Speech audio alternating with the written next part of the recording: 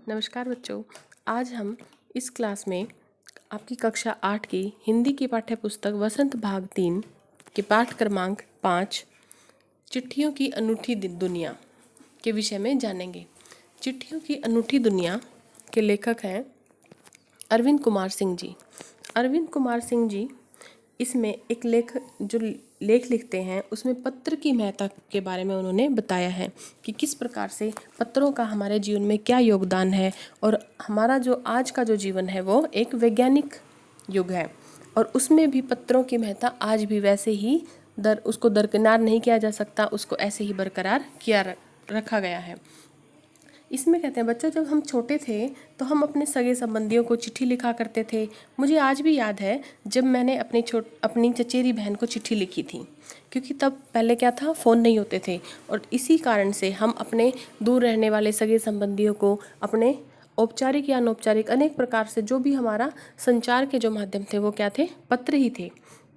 तो वो जो अनुभव थे वो अलग ही थे। आप उसके बारे में शायद अभी नहीं जान पाएंगे, क्योंकि आज के जो युग है, जो वैज्ञानिक युग है, इसमें संचार के इतने सारे माध्यम आ गए हैं आप सबके लिए कि आप पत्रों का अनुभव अभी नहीं समझ सकते, क्योंकि आपके पास मोबाइल फ़ोन है। पहले मोबाइल फ़ोन नहीं होते थे। एसएमएस है, एसएमएस कर सकते हो, उसे व्हाट्सअप कर सकते हो, ईमेल कर सकते हो, या फिर इतने ही जो सोशल जो मीडिया है उससे कनेक्ट करने के लिए, उससे जुड़ने के लिए आपके पास बहुत सारे साधन हैं। लेकिन बच्चों, जो सुकून, जो अनुभव और जो आपको आनंद पत्र को पढ़कर मिलता है, वैसा आपको एसएमएस या इन जो आज के आधुनिक युग के जो उपकरण हैं उनसे प्राप्त नहीं हो सकता।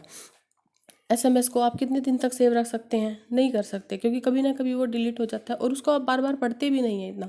लेकिन जो पत्र को पढ़ने से आपको अनुभव होता है वो एक अलग ही आनंद, अलग ही अनुभूति होती है, और साथ ही वो इतने विश्वसनीय नहीं माने जा सकते, क्योंकि हम देखते हैं जैसे आज का जो युग है जितना वैज्ञानिक है, उसके साथ साथ उसके कुछ दोष भी हैं।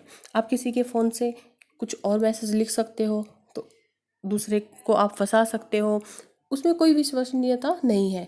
लेकिन पत्र में आपकी हैंड राइटिंग, आपकी जो लिखावट है, उसके स्पष्टीकरण से यह स्पष्ट हो जाता है कि ये जो पत्र है ये आपके द्वारा ही लिखा गया है। आपके हस्ताक्षर, ये सब चीज़ें जो हैं आपको उसकी प्रमाणिकता, उसकी विश्वसनीयता को सिद्ध करती हैं। तो आज हम इस पत्र के माध्यम से जानेंगे चिट्ठियों की जो अनूठी दुनिया। पत्रों की दुनिया भी अजीबोगरीब है, उसकी उपयोगिता हमेशा से बनी रही है। पत्र जो काम कर सकते हैं वह संचार का आधुनिकतम साधन नहीं कर सकता। पत्र जैसा संतोष फ़ोन या एसएमएस का संदेश कहाँ दे सकता है।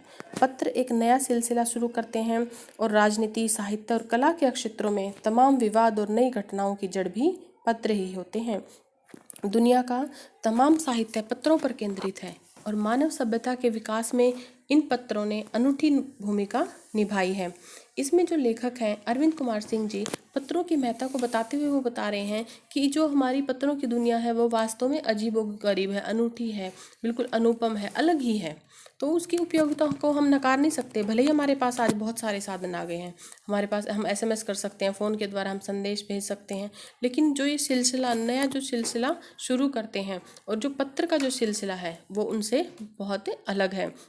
राजनीति में यदि आप किसी भी सरकारी कार्यालयों में, साहित्य के क्षेत्र में, कला के क्षेत्र में आप देखेंगे तो बहुत सारे विवाद और जो नई जो घटनाएं हैं उनकी जड़ पत्र होते हैं। वो कैसे, इसमें बताया गया है कि राजनीति और साहित्य के कला क्षेत्रों में भी ये एक महत्वपूर्ण भूमिका निभाते हैं। यदि हमें साहित्य के विषय में कुछ जानना है, उनके बारे में हमें पता करना है, तो पहले तो ये सब साधन थे नहीं, तो हम कहाँ से जानेंगे, क्योंकि ये सब कहाँ से, उनके द्वारा उस समय पर लिखी गई एक साहित्यकार के द्वारा दूसरे अन्य को जो साहित्यकार उनको लिखे गए पत्रों के माध्यम से हम जान सकते हैं। राजनीति में जो भी कार्य हो रहे हैं उनमें जो पत्र संचार होता था उनके माध्यम से हम जान सकते हैं। कला के क्षेत्र में भी हम पत्रों के माध्यम से जान सकते हैं। और यदि कहा जाए कि जो पत्र लिखना वास्तव एक कला है तो यह गलत नहीं होगा, क्योंकि पत्र लिखना, बच्चों जो पत्र है वो ऐसे ही किसी को, जैसे आज बच्चे देखते हैं कि किसी भी कक्षा के लिए किसी भी पत्र को, औपचारिक या अनौपचारिक पत्र को वो याद कर लेते हैं, रट्टा लगा लेते हैं, एक तरह से हम कह सकते हैं। लेकिन उससे क्या है, उनकी जो कला है वो विकसित नहीं हो रही। पत्र एक ऐसा भाव है जिसमें कि हम अपनी कला, अपने विचार, अपने शब्दों को प्रकट करते हैं। उनको लिखना, पत्र को लिखना, अपने भावों को शब्दों में पिरोकर उस पत्र में संजोना वास्तव में एक कला है। और ये इस कला के आधार पर ही अनेकों जो साहित्यकार हैं या अनेक प्रकार के जो क्षेत्र हैं उनमें वो अपनी कला को सिद्ध करते हैं।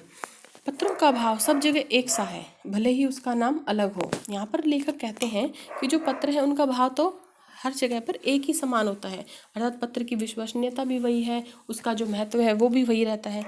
पत्र को अलग अलग नाम लेकिन उनके अलग हैं। वहाँ पर वो कहते हैं पत्र को उर्दू में खत कह देते हैं, संस्कृत में पत्र, कन्नड़ में कागद, तेलुगु में उत्तरम, जाबू और लेख कहा जाता है, तो तमिल में कड़ित कहा जाता है। कि जो अलग अलग भाषाएं हैं उनमें कहे तो उनके जो अर्थ हैं, उनके जो नाम हैं वो अलग अलग ले दिए जाते हैं। जैसे कि हम बोलते हैं ना, हम कोई माँ को अपनी माँ बोलता है, कोई मम्मी बोलता है, कोई मोम बोल देता है, या फिर कोई जो दूसरी भाषाएं हैं आई भी बोला जाता है, या किसी में, सब में क्या है अलग अलग, लेकिन है क्या माँ ही है। ऐसे ही जो पत्र है उसमें उनका संबोधन, उसका अर्थ या उसके नाम तो अलग है, लेकिन उसका जो भाव है, जो अर्थ है, जिस तरह से उस पर एक कला के रूप में अपने भावों को उतारा जाता है, उसका जो अर्थ है वो वही है। इसमें किसी को संदेह नहीं। हर एक को अपनी पत्र लेखन कला है, हर एक की अपनी पत्र लेखन कला है, और हर एक के पत्रों का अपना दायरा। दुनिया भर में रोज करोड़ों पत्र एक दूसरे को तलाशते तमाम ठिकानों तक पहुंचते हैं। भारत में ही रोज 4.5 करोड़ चिट्ठियां डाक में डाली जाती हैं, जो साबित करती हैं कि पत्र कितनी अहमियत रखते हैं। बच्चों, आज के इस वैज्ञानिक युग में भी इतनी ज़्यादा संख्या में चिट्ठियों का जो डाक में डाला जाना है, उनका जो संचार का माध्यम बना हुआ है, ये इस बात को सिद्ध करता है कि इन पत्रों की आज भी कितनी अहमियत है, कितनी उपयोगिता है, कि वो अलग अलग कहीं पर भी जो दुर्गम से दुर्गम स्थान है वहाँ पर भी जाने के लिए पत्रों का सहारा लिया जाता है। पंडित जवाहरलाल नेहरू ने सन 1953 में सही ही कहा था। यहाँ पर उनकी जो उक्ति है उसको बताया गया है कि किस तरह से जो संचार के जो साधन हैं वो पहले क्या थे, तेज घोड़े हुआ करते थे, उसके बाद पहिए आए, फिर रेल और तार से भारी बदलाव आया। तो वो कहते हैं कि तार ने रेलों से भी तेज गति से संवाद पहुंचाने का सिलसिला शुरू किया। अब टेलीफोन, वायरलेस और आगे रेडार दुनिया बदल रहा है। तो बच्चों, इसमें वो बताना चाहते हैं जवाहरलाल नेहरू जी कि किस तरह से संचार के जो साधन है वो अलग अलग बदलते रहे हैं। तो आपको शायद पता होगा कि सबसे पहले जो संचार का साधन था वो क्या माना जाता था। पहले क्या करते थे, जो बड़े राजा महाराजा थे या प्राचीन समय से ही पहले संदेश वाहक कबूतर, एक जो कि एक पक्षी है, उसे माना जाता था कि वो अपने संदेश को लेकर जाते थे, और उस किसी के भी द्वारा लिखे गए संदेश को उनके पैरों में फंसा दिया जाता और वो उस स्थान पर चले भी जाते थे। तो बच्चों, क्या आपको सोचकर या सुनकर समझकर हैरानी नहीं होती कि किस तरह से वो उसी स्थान पर पहुंच जाते थे, उस व्यक्ति को वो संदेश देकर भी आ जाते थे। तो उसके बाद कबूतर जो थे, उसके बाद उन्होंने घोड़े के द्वारा अपने संदेश को भेजना शुरू किया ताकि वो जल्दी से पहुंच जाएं। फिर पहिए का आविष्कार हुआ कि तार को भी भेजा जाने लगा, या फिर एक स्थान से दूसरे स्थान पर पहियों के द्वारा वहाँ पर भेजा जाने लगा, अर्थात कि यातायात के साधनों के द्वारा। और आज का जो वैज्ञानिक युग है उसमें तो हम कुछ पलों में, कुछ सेकंड्स में ही अपने संचार को एक स्थान से दूसरे स्थान पर पहुंचा सकते हैं। तो ऐसे ही उन्होंने बताया है कि जो पिछली शताब्दी में पत्थर लेखन ने एक कला का रूप ले लिया, कि ये एक पत्र लिखना की सिर्फ एक कार्य नहीं बल्कि एक कला है, कि किस तरह से अपने मनोभावों को उस पर उकेरा जाता है। डाक व्यवस्था के सुधार के साथ पत्रों का सही दिशा देने के लिए विशेष प्रयास किए गए। पत्र संस्कृति विकसित करने के लिए स्कूली पाठ्यक्रमों में पत्र लेखन का विषय भी शामिल किया गया। भारत ही नहीं, दुनिया के कई देशों में ये प्रयास चले, और विश्व डाक संघ ने अपनी ओर से भी काफ़ी प्रयास किए। विश्व डाक संघ की ओर से 16 वर्ष से कम आयु वर्ग के बच्चों के लिए पत्र लेखन प्रतियोगिताएं आयोजित करने का सिलसिला 1972 से शुरू किया गया। यह सही है कि खास तौर पर बड़े शहरों और महानगरों में संचार साधनों के तेज विकास और अन्य कारणों से पत्रों की आवाजाही प्रभावित हुई है, पर देहाती दुनिया आज भी चिट्ठियों से ही चल रही है। फैक्स, ईमेल, टेलीफोन और मोबाइल ने चिट्ठियों की तेजी को रोका है, पर व्यापारिक डाक की संख्या लगातार बढ़ रही है। बच्चों, यहाँ पर वो बताना चाहते हैं कि जो पिछली जो शताब्दी थी उसमें कला का जो उन्होंने रूप लिया है, डाक व्यवस्था विश्व डाक संघ की जो व्यवस्था, विश्व डाक संघ जो दिवस है वो 9 अक्टूबर को मनाया जाता है। और जो विश्व डाक संघ में उन्होंने विश्व डाक संघ ने एक निर्णय लिया, एक प्रयास किया कि जो स्कूली पाठ्यक्रम के अंदर, जो कि आप देखते हैं ना कि 5 अंक का आपको एक कक्षा में परीक्षा के अंदर पत्र दिया जाता है, उसके आधार पर आपको अंक वितरित किए जाते हैं, दिए जाते हैं। तो बच्चों ये एक कला है। आप देखते हैं कुछ बच्चे तो क्या करते हैं, उसे याद कर लेते हैं, उसका रट्टा लगा लेते हैं, और कुछ सिर्फ उसके अर्थ को समझकर स्वयं से उसको बना देते हैं। तो ये एक कला है कि किस बच्चे ने, किसी की जो हम कहते हैं ना शब्दकोश, वोकेबलरी जो है, किसी की बहुत ज़्यादा होती है, किसी की कम होती है। तो जैसे जैसे आप शब्दों का प्रयोग करते हैं और आपके शब्दों के प्रयोग के आधार पर आपका व्यक्तित्व प्रभावित होता है, वैसे ही आपका पत्र सामने वाले पर प्रभाव डालता है कि किस तरह से आपने पत्र को लिखा है, कितने प्रभावी तरीके से आप सामने वाले को प्रभावित कर पा रहे हैं। तो ऐसे ही प्रयासों के अंतर्गत उन्होंने, अर्थात विश्व डाक संघ ने 16 वर्ष से जो कम आयु के बच्चे थे उनके लिए पत्र लेखन की प्रतियोगिताएं आयोजित की, जिससे कि ज़्यादा से ज़्यादा बच्चे उनमें हिस्सा ले सकें और अपनी इस कला को विकसित कर सकें। और यह कब से शुरुआत हुई? 1972 ईस्वी से। इसलिए कहा जाता है कि जो प्रतियोगिताएं हैं उनमें आपको भाग लेना चाहिए, हिस्सेदारी लेनी चाहिए और अपनी उस लेखन कला को, पत्र की जो कला है उसको समझना चाहिए।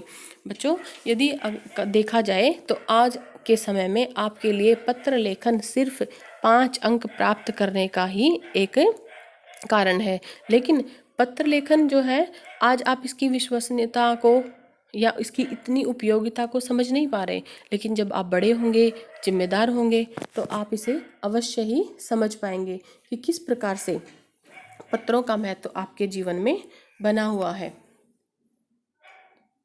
आगे वो कहते हैं, जहाँ तक पत्रों का सवाल है, अगर आप बारीकी से उसकी तह में जाएं तो आपको ऐसा कोई नहीं मिलेगा जिसने कभी किसी को पत्र न लिखा हो या न लिखाया हो, या पत्रों का बेसब्री से जिसने इंतज़ार न किया हो। हमारे सैनिक तो पत्रों का जिस उत्सुकता से इंतज़ार करते हैं उसकी कोई मिसाल ही नहीं। एक दौर था जब लोग पत्रों का महीनों इंतज़ार करते थे, पर अब वह बात नहीं। परिवहन साधनों के विकास ने दूरी बहुत घटा दी है। पहले लोगों के लिए संचार का इकलौता साधन चिट्ठी ही थी, पर आज और भी साधन विकसित हो चुके हैं। इसमें उन्होंने कहा है कि जो पत्र हैं, कि ऐसा कोई नहीं है जिसने कभी पत्र ना लिखा हो। आपने भी जैसे अपनी कक्षा में परीक्षा के दौरान पत्र लिखे होंगे। किसी, जो हमारे समय में पत्र का संचार जो था अपने सगे संबंधियों को, रिश्तेदारों को लिखा जाता था। और जो हमारे सैनिक हैं, जो हमारे देश की रक्षा करते हैं, भले ही आज वैज्ञानिक युग ने कितनी ही तरक्की क्यों ना कर ली, लेकिन कुछ ऐसे स्थान आज भी हैं जहाँ पर इन संचार के जो साधन हैं उनकी जो पहुँच है वो वहाँ अगर नहीं हो सकती, किसी ऐसे ऊंचे जो शिखर है वहाँ पर नहीं जा सकते, तो वहाँ पर क्या जा सकता है? वहाँ पर पत्र आपका जा सकता है। बहुत सारे ऐसे स्थान हैं जहाँ पर सैनिकों को इन बाकी सब सुविधाओं से वंचित रहना पड़ता है और उन्हें पत्रों के सहारे ही अपने घर परिवार, अपने रिश्तेदार, उन सब की सूचना मिलती है। तो अर्थात ये साधन आज भी उतने ही विश्वसनीय हैं। आज भी ये सब अब उस दुर्गम स्थानों पर भी पहुँच जाते हैं। आज देश में ऐसे लोगों की कमी नहीं जो अपने पुरखों की चिट्ठियों को सहेज और संजोकर विरासत के रूप में रखे हुए हैं, या फिर बड़े बड़े लेखक, पत्रकारों, उद्यमी, कवि, प्रशासक, सन्यासी या किसान, इनकी पत्र रचनाएं अपने आप में अनुसंधान का विषय हैं। इसमें वो यहाँ पर बताना चाहते हैं इस पैराग्राफ के अंदर कि किस तरह से जो पुरखों की चिट्ठियाँ, जो हमारे पूर्वज हैं, उनकी जो चिट्ठियाँ हैं उनको सहेज कर, संजो कर रखना विरासत क्यों माना गया है? क्योंकि जो हमारे पीछे, जो हमारे बीत चुका जो समय है, उसमें से हम उनके बारे में जान सकते हैं। उस समय क्या हुआ था उसके विषय में हम जान सकते हैं। उस समय की जो स्थितियाँ थी रही होंगी, जिनको ध्यान में रखते हुए उन्होंने उस पत्र का विवरण किया होगा, पत्र को लिखा होगा, उन सब के बारे में जान सकते हैं। वो हमारे लिए एक विरासत के रूप में, हम अपने बड़े बुजुर्गों के बारे में उन पत्रों के माध्यम से ही जान सकते हैं। ऐसे ही जो लेखक हैं, बड़े बड़े लेखक हुए, पत्रकार हुए, जो भी बड़े कोई व्यक्ति हुए, उन सब के बारे में यदि हमें जानना होता है तो हम उनके जो पत्र रचनाएं, पत्रों के माध्यम से जो उन्होंने अपने बारे में, समाज के बारे में, देश के बारे में, जो वहाँ की स्थिति थी उसके बारे में जो उन्होंने लिखा उसको पत्र के माध्यम से ही हम जान सकते हैं। अनुसंधान होता है बच्चों रिसर्च का विषय। जैसे पीएचडी करते हैं बच्चे तो वो उसमें रिसर्च करना पड़ता है किसी भी लेखक के जीवन के ऊपर, उनके किसी पत्र के ऊपर या उनकी किसी बुक के ऊपर। तो उनको क्या करना पड़ता है, किसी के कोई भी विषय वो चुनते हैं और उस पर अनुसंधान करते हैं, रिसर्च करते हैं, उसकी खोज करते हैं। तो ऐसे ही आज के जो समय है, अब बहुत सारे ऐसे पीएचडी स्कॉलर बच्चे हैं जो कि अनुसंधान के विषयों में बहुत से बड़े बड़े जो लेखक हैं उनके पत्रों का ही अनुसंधान उन्होंने किया है, उनके विषय में वो जानते हैं, रिसर्च करते हैं और बहुत बड़ी बड़ी जो थीसिस हैं वो तैयार करते हैं। अगर आज जैसे संचार साधन होते तो पंडित नेहरू अपनी पुत्री इंदिरा गांधी को फ़ोन करते, पर तब पिता के पुत्र पुत्री के नाम नहीं लिखे जाते तो देश के करोड़ों लोगों को प्रेरणा देते।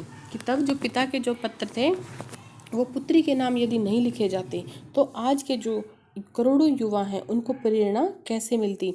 ये उस समय की बात है जब पंडित जवाहरलाल नेहरू ने अपनी बेटी इंदिरा को, जब वह 10 साल की थी, मसूरी के अंदर वो अपनी जो शिक्षा प्राप्त कर रही थी तो वहाँ पर उन्हें पत्र लिखते हैं। ये जो पत्र था ये अंग्रेजी भाषा में लिखा गया था, लेकिन इसका अनुवाद मुंशी प्रेमचंद जी ने हिंदी में किया और उस पत्र में के द्वारा वो अपनी बेटी को देश की, समाज की या अन्य देशों के बारे में जानकारी देते हैं, उन्हें समझ देते हैं, बताते हैं कि किस तरह से हमारा समाज विकसित हो रहा है और दूसरे जो समाज थे या दूसरे जो लोग हैं उनसे हमें कैसे रहना है, जो हमारी प्रकृति है उससे हमें क्या सीख लेनी है। तो बच्चों इस आधार पर वो बताते हैं कि यदि ऐसा कुछ होता, पहले भी जो वैज्ञानिक युग था उसमें भी उन्होंने इन पत्रों का सहारा ना लिया होता सॉरी, तो हम आज उस पत्र को नहीं पढ़ पाते।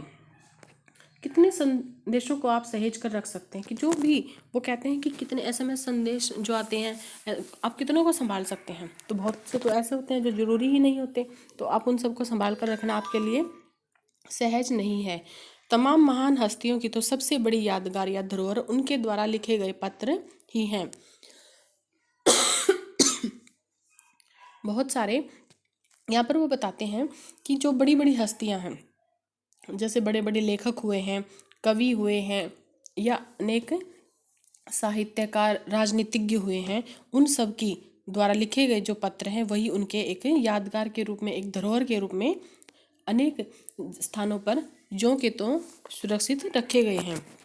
भारत में इस श्रेणी में राष्ट्रपिता महात्मा गांधी को सबसे आगे रखा जा सकता है। दुनिया के तमाम संग्रहालय जानी मानी हस्तियों के पत्रों का अनूठा संकलन भी है।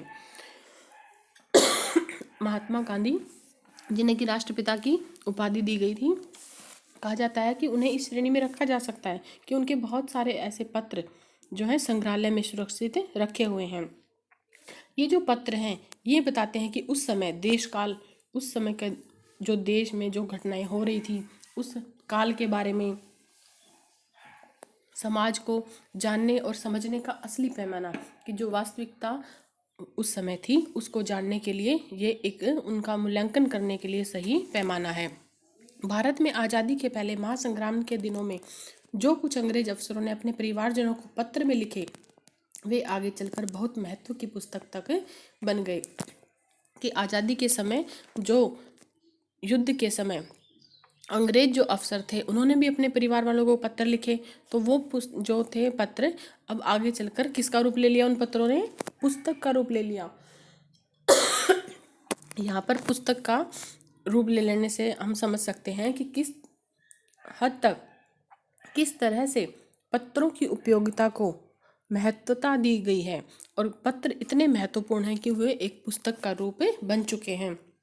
इन पत्रों ने ही ये साबित कर दिया कि संग्राम कितनी ज़मीनी मजबूती लिए हुए था। ज़मीनी मजबूती से हम समझ सकते हैं कि वो वास्तविकता, सच्चाई थी कि हमारे समय की हम जब पढ़ते हैं आज के समय, जब यदि हम उन किताबों का अध्ययन करेंगे तो हम जान पाएंगे कि वास्तव में ये कोई कहानी नहीं है, ऐसा सच में हुआ था। और उस समय क्या कुछ हुआ था, ये सब चीज़ें भी, उस समय कैसी स्थिति रही होगी, लोगों ने किस तरह से तकलीफ़ सही होंगी, अंग्रेजों ने कैसे अत्याचार किए होंगे, या फिर हमारे देश में जो क्रांतिकारी थे, जो योद्धा थे, उन्होंने किस किस तरह से अपनी लड़ाइयाँ लड़ी। उन सबको जानने के लिए ये एक प्रमाण के रूप में हमारे सामने है। महात्मा गांधी के पास तो वो कहते हैं कि देश भर से जो पत्र आते थे और उन पर जो एक पते के रूप में, एड्रेस के रूप में जो लिखा होता था, वहाँ सिर्फ लिखा होता था महात्मा गांधी इंडिया इंडिया। सिर्फ ये लिख देने भर से वे जहाँ भी रहते वहीं पर उनके पत्र को पहुँचा दिया जाता। और आज़ादी के जो आंदोलन की अन्य जो बड़ी बड़ी हस्तियाँ थी उनके साथ भी ऐसा ही था। गांधी जी भी पत्रों के विषय में बताया जाता है कि वो बड़े हाजिर जवाब, अर्थात कि जितने भी उनके पत्र आते थे उन सब का उत्तर लिखना वो अवश्य मानते थे, कि वो आवश्यक हो जाता था उनके लिए कि उस पत्र का उत्तर वे लिखें। कि जब वो बार बार, और ज़्यादातर वो कोशिश करते थे कि अपने पत्र का उत्तर वे स्वयं ही लिखें। और उन सभी पत्रों का उत्तर वे लिखते। जब वो एक उनके दाहिने हाथ से लिखते लिखते थक जाते तो वो बाएं हाथ से लिखना शुरू कर देते थे। ऐसा उन्होंने कहा कि ऐसे बहुत सारे नायक हैं, बहुत सारे योद्धा हैं जिनके पत्र गांव में भी मिल जाते हैं। पत्र भेजने वाले जो होते थे लोग थे, उन पत्रों को किसी प्रशस्ति पत्र से कम नहीं मानते। प्रशस्ति पत्र होता है बच्चों कि जैसे प्रशंसा की जाती है, जैसे आप कहते हैं ना अप्रिसिएशन, आपको अप्रिशिएट किया जाता है, तो ऐसे प्रशस्ति पत्र कि मानो उनकी प्रशंसा में दिया गया, उन्हें वो प्रशस्ति पत्र उन्हें मान लेते थे और उन्हें वो मानो फ्रेम कराकर रख लेते हैं। फ्रेम कराकर रखने से उनका अभिप्राय है कि वो एक धरोहर के रूप में उन्होंने रख लिया है, वो उनके लिए एक बहुत ही मूल्यवान वस्तु बन जाती है। ये पत्रों का जादू है। यही नहीं, पत्रों के आधार पर ही कई भाषाओं में जाने कितनी किताबें लिखी जा चुकी हैं कि अलग अलग जो पत्र संचार करते थे वे भी अन्य भाषाओं से थे। और ऐसे ही उन पत्रों का अध्ययन करने वाले जो लेखक रहे होंगे उन्होंने भी अपनी अपनी भाषाओं में उन पर पुस्तकें लिखी। जो पत्र होते हैं वो किसी दस्तावेज से कम नहीं होते। जैसे हम जितनी वैधता हम किसी दस्तावेज की मानते हैं वैसे ही हम पत्र की भी मानते हैं।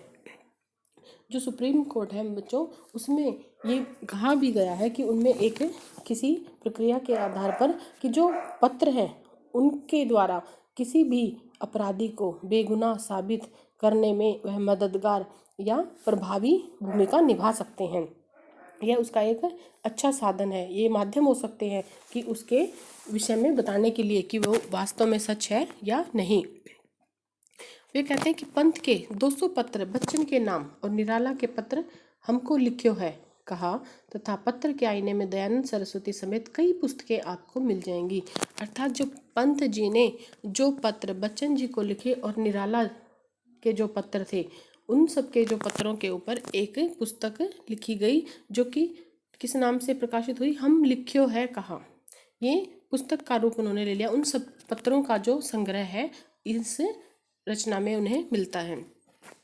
ऐसा कहा जाता है कि जो प्रेमचंद जी थे वो जब जो भी लेखक थे उनके लिए कोई रचना करते थे तो उसका जो जवाब वो देते थे, उनके पास कोई भी पत्र आता था तो उसको वो उन्हें प्रेरित करने के लिए, एक प्रेरणा देने के लिए, उन्हें और भी ज़्यादा उत्साहित करने के लिए उन पत्रों का जवाब वे बहुत ही मुस्तैद होता है कि बिल्कुल पूरे होशो हवास में जागरूक होकर वो उसका कि हमेशा तैयार रहते थे उसका जवाब देने के लिए, उन्हें प्रभावित करने के लिए, उन्हें प्रेरणा देने के लिए। इसी तरह जो गांधी जी थे, नेहरू जी और रविंद्रनाथ टैगोर जी के पत्र भी बहुत ही प्रेरणादायक हैं। महात्मा गांधी और कवि के नाम से महात्मा गांधी और रविंद्रनाथ टैगोर के बीच सन 1915 से 41 तक के बीच के जो पत्राचार का संग्रह प्रकाशित हुआ, जिसमें बहुत से नए तथ्यों और उनकी मनोदशा का लेखा जोखा मिलता है। वे कहते हैं महात्मा नाम से कौन प्रसिद्ध था, महात्मा गांधी, और रविंद्रनाथ टैगोर जी कवि के नाम से प्रसिद्ध थे। 1915 से 41 तक के बीच उनके बीच जितने भी पत्रों के माध्यम से संचार हुए, जो भी बातचीत हुई, उन सब का संग्रह भी प्रकाशित हो चुका है। पत्र व्यवहार की परंपरा भारत में बहुत पुरानी है और इसका असली विकास आज़ादी के बाद ही हुआ। तमाम सरकारी विभागों की तुलना में सबसे ज़्यादा गुडविल डाक विभाग की मानी जाती है। गुडविल क्या होता है बच्चों कि सबसे ज़्यादा गुडविल किसकी मानी जाती है? गुडविल होता है शाख, कि उसकी कैसी शाख है। जैसे हम देखते हैं ना कि हमें किस बैंक में अकाउंट करवाना चाहिए, किस स्कूल में हम जाएं, या किसकी वैधता ज़्यादा सही है, तो वो क्या आता है, वैधता, विश्वसनीयता। तो ऐसे ही जो डाक विभाग है, सभी विभागों में डाक विभाग की जो गुडविल है, जो शाख है, एक विश्वसनीयता है, वो सबसे ज़्यादा है। इसकी खास वजह क्या है कि लोगों को जोड़ने का काम करती है। लोग कैसे जुड़ते हैं, पत्रों के माध्यम से, और घर घर तक इसकी पहुंच है। प्रत्येक घर पर, जहाँ पर भी पूरे देश में, विश्व में, कहीं पर भी जब हम पत्र संचार करते हैं तो वहीं पर उस पत्र को भेजा जा सकता है। और ये तब भी था जब वैज्ञानिक युग में, आज के समय में SMS, व्हाट्सएप, ईमेल के द्वारा संदेश को नहीं भेजा जाता था, और ये आज भी उतनी ही वैधता से अपना कार्य कर रहा है। संचार के कितने ही उन्नत साधन ही हों, चिट्ठी पत्र की हैसियत आज भी वही है। भले ही शहरों में रहने वाले लोग हों, झोपड़पट्टियों में रहने वाले लोग हों, या दुर्गम जंगलों में घिरे गांव, बर्फबारी के बीच रह रहे पहाड़ों पर जो लोग हैं, समुद्र तट पर मछुआरे हों, या रेगिस्तान की ढानियों में रह रहे लोग, वो सब इसका इंतजार करते हैं। जैसे हमारे सैनिक अपने देश की सीमाओं पर खड़े इन पत्रों का बेसब्री से इंतजार करते हैं। आपने देखा होगा जो संदेश आते हैं, आपने जो गाना सुना होगा, उस फिल्म में भी वो किस तरह से जब डाकिया आता है तो वो अपने अपने पत्र के लिए झगड़ पड़ते हैं, दौड़ पड़ते हैं, और उनको एकांत में जाकर पढ़ते हैं। और जब तक उनके पास दूसरा पत्र नहीं जाता, वो एक ही पत्र को बार बार पढ़ते भी रहते हैं। एक दो नहीं, करोड़ों लोग खतों और अन्य सेवाओं के लिए रोज भारतीय डाकघरों के दरवाजे तक पहुंचते हैं। इसकी बहुआयामी भूमिका नजर आ रही है। दूर देहातों में लाखों गरीब घरों में चूल्हे मनी ऑर्डर अर्थव्यवस्था से ही जलते हैं। गांव या गरीब बस्तियों में चिट्ठी या मनी ऑर्डर लेकर पहुंचने वाला डाकिया देवदूत के रूप में देखा जाता है। यहाँ पर वो कहना चाहते हैं कि आज के समय में भले ही हमारा जो युग है कितना ही वैज्ञानिक क्यों ना हो गया हो, लेकिन फिर भी उसकी वैधता पत्रों के माध्यम से बनी हुई है। जब कभी बहुत सारे लोग जो हैं डाक विभाग से जुड़े रहते हैं कि कुछ तो जो गरीब लोग हैं उनके घर मनी ऑर्डर से पैसा आता है, तो जो पैसे लेके आए, जिसकी जीविका ही उस मनी ऑर्डर के पैसे से चलती है, तो उनके लिए जो डाकिया है वो कैसा लगता है, मानो वो देवदूत की, भगवान के जैसा ही उन्हें प्रतीत होता है। मानो भगवान ने उनके लिए एक ऐसा दूत, एक संदेश वाहक भेज दिया जो कि उनकी जीविका को चलाने में मददगार उनके लिए साबित हो सकता है। तो इसलिए वो आपने देखा, अब तो आजकल जो है डाकिया ये सब बहुत ही ऐसे पत्र या कोई डॉक्यूमेंट्स, दस्तावेज लेकर आते हैं जो कि सरकार के द्वारा या बहुत आवश्यक होते हैं। क्योंकि आजकल जो भी बच्चे कहीं पर भी अप्लाई करते हैं, कहीं किसी जॉब के लिए करते हैं, तो वो सब क्या है, ईमेल्स पर ही आने लग गया है। लेकिन फिर भी कुछ चीज़ों की वैधता अभी भी बनी हुई है, अभी भी पत्र संचार जारी है। तो पहले क्या होता था बच्चों, जब गांव में जो होते थे लोग, तो जब डाकिया आता तो उसको देखकर सब ऐसे उसको इस नज़र से देखते कि हमारे लिए भी कोई ना कोई पत्र संदेश लेकर आया होगा। तो ऐसे ही बच्चों मैं आपको ये बताना चाहती हूँ, सबसे पहले तो एक आपके लिए दो क्वेश्चन है। सबसे पहले, अब तक का सबसे बड़ा डाक टिकट कब जारी किया गया? इसका आंसर आप कमेंट बॉक्स में देंगे। दूसरा है, भारत में डाक टिकट लगने की शुरुआत कब हुई? इसके विषय में आप कहीं पर भी पता करेंगे, अपनी जानकारी जुटाएंगे और कमेंट बॉक्स में मुझे इसका आंसर दीजिएगा। आगे बच्चों, जब आप बड़े होंगे तो आप पत्रों के महत्व को अवश्य समझ पाएंगे, क्योंकि आप में जब जिम्मेदारी आएगी, यदि आप कहीं पर भी जाते हैं, बैंक में अकाउंट खुलवाना हो, बच्चे की छुट्टी के लिए आपको एप्लीकेशन देनी हो, सरकारी पत्रों में दफ्तरों में जाकर कोई कार्य करवाना हो, नगर पालिका को लिखना हो, एडमिशन के लिए, बच्चे के एडमिशन के लिए अप्लाई करना हो, या अपनी बात सोसाइटी वालों तक आपको पहुंचानी हो, तो उन सब का माध्यम होगा पत्र। आपको पत्र लिखना अवश्य आना चाहिए। कुछ लोगों को आपने देखा होगा कि वो बड़े जेंटलमैन से दिखते हैं, लेकिन वो अपना पत्र, एक यहाँ तक कि एक फॉर्म भी खुद से फिल नहीं कर सकते। कि क्या हम इतने असमर्थ हैं? हमारी शिक्षा क्या हमें ये सब नहीं सिखाती? क्या सिर्फ आप 5 नंबर के लिए ही पत्र लिखना या उसे पढ़ना या उसे याद करते हैं? नहीं, ये एक कला है और आप सबको इसमें निपुण होना अत्यंत आवश्यक है। पत्र लिखना बच्चों उसके व्यक्ति के व्यक्तित्व को प्रभावित करता है।